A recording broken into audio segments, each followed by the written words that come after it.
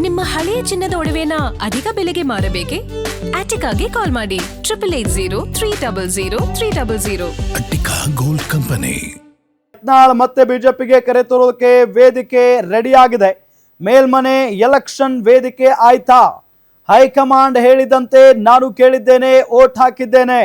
ಈ ರೀತಿ ಹೇಳಿದ್ಯಾಕೆ ಬಿಜೆಪಿ ಉಚ್ಚಾಟಿತ ಶಾಸಕ ಬಸನಗೌಡ ಪಾಟೀಲ್ ಯತ್ನಾಳ್? ಅಷ್ಟು ಧೈರ್ಯವಾಗಿ ವೋಟಿಂಗು ಮುನ್ನ ಬಿಜೆಪಿಗೆ ಮತ ಅಂತ ಹೇಳಿದ್ಯಾಕೆ? ಯತ್ನಾಳ್ ಬಿಜೆಪಿಯಿಂದ ಉಚ್ಚಾಟನೆಗೊಂಡಿರುವಂತ ಒಬ್ಬ ನಾಯಕ. ಮೇಲ್ಮನೆ ಎಲೆಕ್ಷನ್ ಅಂತ ಬಂದಾಗ ಇನ್ನು ವೋಟಿಂಗ್ ಮಾಡೋದಕ್ಕೆ ಒಳಗಡೆ ಹೋಗಿರ್ಲಿಲ್ಲ ಅವರು. ಅಷ್ಟು ಬೇಗ ನಾನು ಬಿಜೆಪಿಗೇನೆ ವೋಟ್ ಹಾಕ್ತೀನಿ ಅಂತ ಹೇಳಿಕೆ ಕೊಡ್ತಾರೆ. ಅಂದ್ರೆ ಯತ್ನಾಳ್ ಅವರನ್ನ ಮತ್ತೆ ಬಿಜೆಪಿ ಕರೆ ತರೋದಕ್ಕೆ ಈ ಮೇಲ್ಮನೆ ಎಲೆಕ್ಷನ್ ವೇದಿಕೆ ಆಗಿ ಹೋಯ್ತಾ? ಹಾಗಾದ್ರೆ ಹೈಕಮಾಂಡ್ ಹೇಳಿದಂತೆ ನಾನು ಕೇಳಿದ್ದೇನೆ, ವೋಟ್ ಹಾಕಿದ್ದೇನೆ ಅಂತ ಹೇಳಿದ್ದಾರೆ. ಈ ರೀತಿ ಹೇಳಿದ್ಯಾಕೆ ಹಾಗಾದ್ರೆ ಬಿಜೆಪಿಯ ಉಚ್ಚಾಟಿತ ಶಾಸಕ ಯತ್ನಾಳ್? ಅಷ್ಟು ಧೈರ್ಯವಾಗಿ ವೋಟಿಂಗು ಮುನ್ನ ಬಿಜೆಪಿಗೆ ಮತ ಅಂತ ಹೇಳಿದ್ಯಾಕೆ? ವೋಟಿಂಗ್ ಬಳಿಕ ಆರ್ ಅಶೋಕ್ ಅವರನ್ನ ಭೇಟಿಯಾಗಿ ಮಾತನಾಡಿದ್ದೇನೋ? ಇದೆಲ್ಲವೂ ಭವಿಷ್ಯದಲ್ಲಿ ಯತ್ನಾಳ್ ಮೇಲಿನ ಉಚ್ಚಾಟನೆ ವಾಪಸ್ ಮುನ್ಸೂಚನೆನ? ಹಾಗಾದ್ರೆ ಪರೋಕ್ಷವಾಗಿ ವಿಜಯೇಂದ್ರಗೆ ಟಕ್ಕರ್ ಕೊಟ್ಟಿದ್ದು ಯಾರು? ಬಸನಗೌಡ ಪಾಟೀಲ್ ಯತ್ನಾಳ ಅಥವಾ ಆರ್ ಅಶೋಕ್ ಅವರ? ಪರಿಷತ್ ಎಲೆಕ್ಷನ್ ನಲ್ಲಿ ವಿಜಯೇಂದ್ರ ವಿರೋಧಿ ಬಣ ಆಟ ಆಡ್ತಾ ಇದೆಯಾ ಅನ್ನೋ ಪ್ರಶ್ನೆಯೂ ಕೂಡ ಸಹಜವಾಗಿ ಮೂಡ್ತಾ ಇದೆ. ಯತ್ನಾಳ್ ಮತ್ತೆ ಬಿಜೆಪಿಗೆ ಕರೆ ತರೋದಕ್ಕೆ ವೇದಿಕೆ ಆಯ್ತಾ ಹಾಗಾದ್ರೆ ಮೇಲ್ಮನೆ ಎಲೆಕ್ಷನ್ ಅನ್ನೋ ಪ್ರಶ್ನೆ? ಯತ್ನಾಳ್ ಅವರು ಇನ್ನೂ ವೋಟ್ ಹಾಕದ ಕೂಡ ಒಳಗಡೆ ಹೋಗಿರಲಿಲ್ಲ. ಆ ಸಂದರ್ಭದಲ್ಲಿ ಮಾತನಾಡ್ತಾರೆ, ನಾನು ಬಿಜೆಪಿ ಅಭ್ಯರ್ಥಿಗೇನೆ ವೋಟ್ ಹಾಕೋದು ಅನ್ನೋ ನಿಟ್ಟಿನಲ್ಲಿ. ಅಂದ್ರೆ ಅವ್ರಿಗೆ ಆಪ್ಷನ್ ಇಲ್ಲ. ಅವ್ರು ಕಾಂಗ್ರೆಸ್ಗಂತೂ ವೋಟ್ ಹಾಕಲ್ಲ, ಜೊತೆಗೆ JDSಗೂ ಕೂಡ ಇಲ್ಲ. ಸೊ ಬಿಜೆಪಿಗೆ ಹಾಕಲೇಬೇಕು, ಹಾಕದೆ ಇರೋದಕ್ಕೂ ಕೂಡ ಆಗಲ್ಲ. ಸೊ ಆ ನಿಟ್ಟಿನಲ್ಲಿ ಯತ್ನಾಳ್ ಅವರು ಬಿಜೆಪಿಗೆ ವೋಟ್ ಮಾಡಿದ್ದಾರೆ. ಅಷ್ಟು ಧೈರ್ಯವಾಗಿ ಬಹಿರಂಗವಾಗಿ ಹೇಳ್ಕೊಂಡ್ರು ಅವರು. ಹೈಕಮಾಂಡ್ ಹೇಳಿದಂತೆ ನಾನು ಕೇಳಿದ್ದೇನೆ, ವೋಟ್ ಹಾಕಿದ್ದೇನೆ ಅನ್ನೋ ನಿಟ್ಟಿನಲ್ಲಿ ಹೇಳಿಕೆಯನ್ನ ಕೊಟ್ಟಿದ್ದಾರೆ. ಹೈಕಮಾಂಡ್ನವ್ರು ಹಾಗಾದ್ರೆ ಮಾತಾಡಿದ್ರ ಯತ್ನಾಳ್ ಅವ್ರ ಜೊತೆಗೆ? ಈ ರೀತಿ ಹೇಳಿದ್ಯಾಕೆ ಬಿಜೆಪಿಯ ಉಚ್ಚಾಟಿತ ಶಾಸಕ ಯತ್ನಾಳ್ ಅವರು ಅನ್ನೋ ಪ್ರಶ್ನೆ. ಅಷ್ಟು ಧೈರ್ಯವಾಗಿ ವೋಟಿಂಗು ಮುನ್ನ ಬಿಜೆಪಿಗೆ ಮತ ಅಂತ ಅವ್ರು ಹೇಳಿದ್ದಾರೆ. ವೋಟಿಂಗ್ ಬಳಿಕ ಆರ್ ಅಶೋಕ್ ಅವರನ್ನ ಭೇಟಿ ಮಾಡಿದ್ರು. ಆಗ ಆರ್ ಅಶೋಕ್ ಅವರು ಮತ್ತು ಯತ್ನಾಳ್ ಅವರ ನಡುವೆ ನಡೆದಿರೋದೇನು, ಏನು ಮಾತುಕತೆ ಆಯಿತು ಹಾಗಾದ್ರೆ? ಇದೆಲ್ಲವೂ ಭವಿಷ್ಯದಲ್ಲಿ ಯತ್ನಾಳ್ ಮೇಲಿನ ಉಚ್ಚಾಟನೆ ವಾಪಸ್ ಪಡೆದುಕೊಳ್ಳುವ ಮುನ್ಸೂಚನೆನ ಹಾಗಾದ್ರೆ? ನೆಕ್ಸ್ಟ್ ಎಲೆಕ್ಷನ್ ಬರೋ ಅಷ್ಟರಲ್ಲಿ ಉಚ್ಚಾಟನೆ ಏನಿರುತ್ತಲ್ಲ ಅದನ್ನು ವಾಪಸ್ ತಗೊಳ್ತಾರೆ ಅಂತಾನೆ ಹೇಳಲಾಗ್ತಾ ಇದೆ. ಗೊತ್ತಿಲ್ಲ, ಏನು ಬೇಕಾದರೂ ಆಗ್ಬಹುದು. ಪರೋಕ್ಷವಾಗಿ ಈ ಮುಖೇನ ವಿಜಯೇಂದ್ರಗೆ ಟಕ್ಕರ್ ಕೊಟ್ಟಿದ್ದು ಯಾರು ಹಾಗಾದ್ರೆ? ಬಸನಗೌಡ ಪಾಟೀಲ್ ಯತ್ನಾಳ ಅಥವಾ ಆರ್ ಅಶೋಕ್ ಅವರ? ಪರಿಷತ್ ಎಲೆಕ್ಷನ್ ನಲ್ಲಿ ವಿಜಯೇಂದ್ರ ವಿರೋಧಿ ಬಣ ಆಟ ಆಡ್ತಾ ಇದೆಯಾ ಹಾಗಾದ್ರೆ? ಸಾಕಷ್ಟು ಪ್ರಶ್ನೆಗಳ ನಡುವೆ ಒಂದು ಉತ್ತರ ಸಿಕ್ಕಿದೆ. ಯತ್ನಾಳ್ ಅವರಿಗೆ ಹೈಕಮಾಂಡ್ ನಾಯಕರು ಕಾಂಟ್ಯಾಕ್ಟ್ ನಲ್ಲಿದ್ದಾರೆ. ಅವರು ಹೇಳಿದ್ದಾರೆ ಬಿಜೆಪಿಗೆ ಮತ ಹಾಕಿ ಅಂತ. ಹೈಕಮಾಂಡ್ ಹೇಳಿದಂತೆ ನಾನು ಕೇಳಿದ್ದೇನೆ, ವೋಟ್ ಹಾಕಿದ್ದೇನೆ ಅನ್ನೋ ನಿಟ್ಟಿನಲ್ಲಿ ಯತ್ನಾಳ್ ಅವರು ಈ ಸಂದರ್ಭದಲ್ಲಿ ಬಹಿರಂಗವಾಗಿ ಒಂದು ಸ್ಪಷ್ಟನೆಯನ್ನಂತೂ ಕೊಟ್ಟಿದ್ದಾರೆ. ಸೊ ಹಾಗಾಗಿ ಯತ್ನಾಳ್ ಬಿಜೆಪಿಗೆ ಬರೋದು ಕನ್ಫರ್ಮ್ ಆಯ್ತಾ? ಭಾರತೀಯ ಜನತಾ ಪಾರ್ಟಿ ಚಿಹ್ನೆಯಲ್ಲಿ ಆಚರಣೆ ಎಲ್ಲಿಯವರೆಗೆ ನಾನು ಭಾರತೀಯ ಜನತಾ ಪಾರ್ಟಿಯ ಚಿಹ್ನೆ ಅಡಿಯಲ್ಲಿ ಶಾಸಕನಾಗಿದ್ದೇನೋ ಅಲ್ಲಿವರೆಗೆ ಆ ಪಕ್ಷದ ಹೈಕಮಾಂಡ್ ಏನು ಯಾರು ಹೇಳ್ತದೆ ಅವ್ರಿಗೆ ಮತ ಹಾಕುವಂಥದ್ದು ನನ್ನ ನೈತಿಕ ಕರ್ತವ್ಯ. ಅದನ್ನು ಪಾಲಿಸಿದ್ದೇನೆ. ನಾನು ಆತ್ಮಸಾಕ್ಷಿಯಾಗಿ ಯಾರಿಗೆ ಹಾಕ್ಬೇಕಂದಿದ್ದೆ, ಆದರೆ ಪಕ್ಷ ಯಾರಿಗೆ ಹಾಕ್ಬೇಕನ್ನುವಂಥದ್ದು ನನಗೆ ಸೂಚನೆ ಕೊಟ್ಟಿದ್ದು, ಅದಕ್ಕೆ ಹಾಕಿದ್ದೆ. ಇಲ್ಲ, ವಿಪಕ್ಷ ನಾಯಕರು ನಿನ್ನೆನ ನನಗೆ ಫೋನ್ ಮಾಡಿದ್ರು. ಆದರೆ ಹಿಂದಿನ ದಿವಸ ಇವರು ಫೋನ್ ಮಾಡಿದ್ರು, ನಮ್ಮ ಅಶ್ವಥ್ ನಾರಾಯಣ ಅವರು. ಅಲ್ಲಿಂದ ಸುಮಾರು ಒಂದು 49 ಬಿಜೆಪಿ ಶಾಸಕರು ನನಗೆ ಬಿಜೆಪಿಯ ಏನು ಸೂಚನೆ ಕೊಡ್ತದೆ ಅವರಿಗೆ ಮತ ಹಾಕ್ಬೇಕಂತ ಹೇಳಿ ಅವರು ಸಹ ಫೋನ್ ಮುಖಾಂತರ ಕೆಲವು ಮಂದಿ ಸಮಕ್ಷಮ ಭೇಟಿಯಾಗಿ ವಿನಂತಿ ಮಾಡಿಕೊಂಡಿದ್ರೆ ನಾವು ಒಂದೇ ಮಾತು ಹೇಳಿದೆ, ಪಕ್ಷ ಇವತ್ತು ನನ್ನನ್ನು ಆ ಚಿಹ್ನೆಯ ಅಡಿಯಲ್ಲಿ ನಾನು ಗೆದ್ದು ಬಂದಿದ್ದೇನೆ.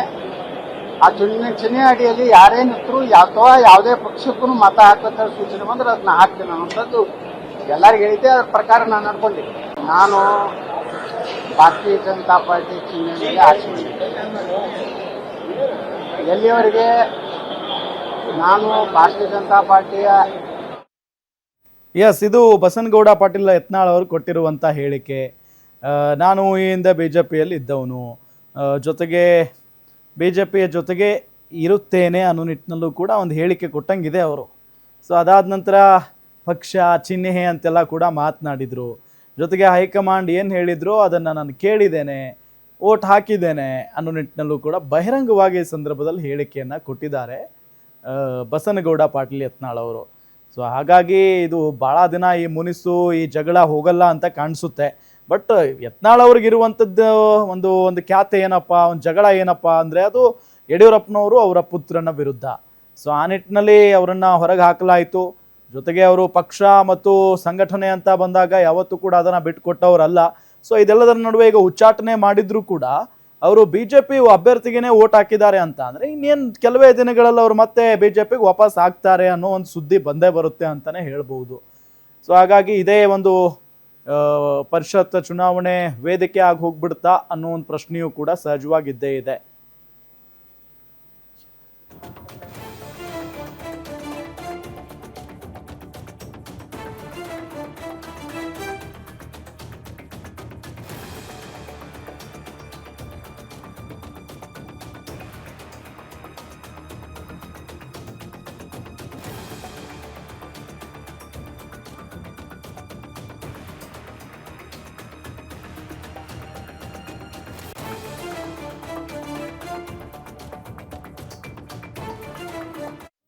ಇದೇ ವಿಚಾರಕ್ಕೆ ಸಂಬಂಧಪಟ್ಟಂತೆ ಡೀಟೇಲ್ಸ್ ಕೊಡ್ತಾರೆ ನಮ್ಮ political bureau head Maruti Pavagada.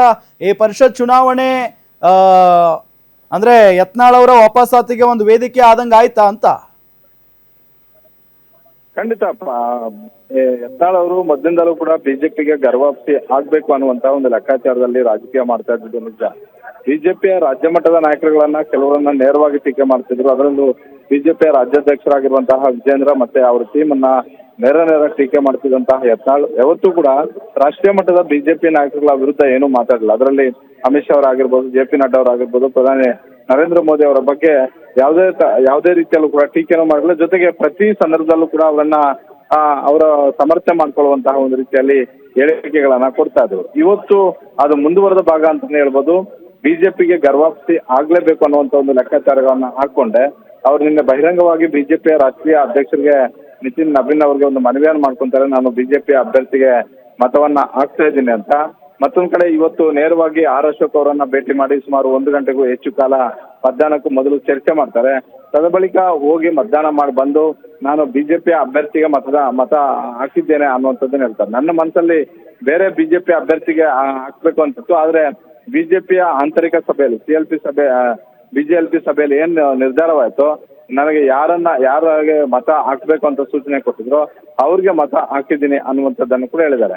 ಒಟ್ಟಾರೆ ಈ ಎಲ್ಲಾ ಬೆಳವಣಿಗೆಗಳು ನೋಡಿದ್ರೆ ಬಿಜೆಪಿಗೆ ವಿಜೇಂದ್ರ ಅವರನ್ನ ವಿರೋಧ ಮಾಡುವಂತಹ ಒಂದು ಟೀಮ್ ಯತ್ನಾಳ್ ಅವರನ್ನ ಹೇಗಾದ್ರೂ ಮಾಡಿ ಬಿಜೆಪಿಗೆ ಗರ್ವಾಪ್ತಿ ಮಾಡ್ಲೇಬೇಕು ಅನ್ನುವಂತ ಒಂದು ಲೆಕ್ಕಾಚಾರಗಳ ಹಾಕೊಂಡೆ ಬಿಜೆಪಿಯ ರಾಷ್ಟ್ರೀಯ ಮಟ್ಟದ ನಾಯಕರಿಗೆ ಮನವರಿಕೆ ಮಾಡ್ಕೊಡುವ ಸಲುವಾಗಿ, ಅವರ ಮನವೊಲಿಸುವ ಸಲುವಾಗಿ ಈ ರೀತಿಯಾದಂತಹ ಒಂದು ಪ್ಲಾನ್ ಮಾಡ್ತಿರ್ಬೋದು.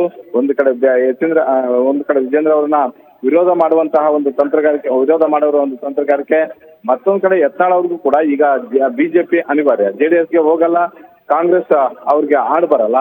ಹೀಗಾಗಿ ಬಿಜೆಪಿನೇ ಅವ್ರಿಗಿರುವಂತಹ ಏಕೈಕ ಪಕ್ಷ. ಈಗ ಈ ನೆಲೆಯಲ್ಲೇ ಇವೆಲ್ಲವನ್ನು ಕೂಡ ನೋಡಿದಾಗ ಬಹುತೇಕ ಮುಂದಿನ ದಿನಗಳಲ್ಲಿ ಯತ್ನಾಳ್ ಬಿಜೆಪಿಗೆ ಗರ್ವಾಪಸಿ ಆಗ್ತಾರೆ ಅನ್ನುವಂತ ಒಂದು ಚರ್ಚೆಗಳು ಆರಂಭ ಆಗಿರುವಂತದ್ದು.